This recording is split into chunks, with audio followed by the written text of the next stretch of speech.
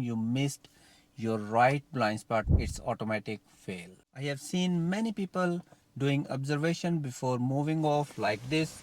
If you want to look your blind spot that is over your shoulder, you can look like this over your shoulder for the right one, or for the left one you can look in the back window of your car. That is your left blind spot.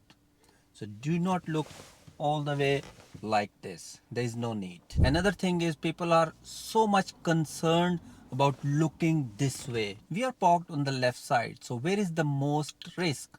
On your right side. But if you're parked on the right side, then most risk is on your left side. So you must check left mirror, left blind spot before moving off from the right side.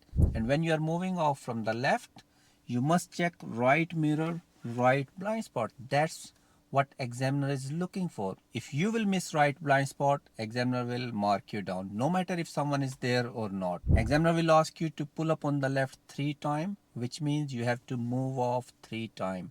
And if all 3 times you missed your right blind spot, it's automatic fail. Now let me show you how you can safely move off.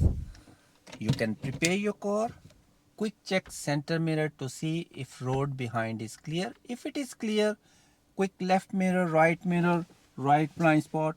Now I can see car is coming. He's turning. So I will quick check center mirror again. Road is clear. Right mirror, right blind spot, signal, double check right mirror and keep going. That's how you can safely move off. Right mirror, right blind spot should be immediately before you move off. If you still have any question about moving off, let me know in the comments and I will see you in the next video.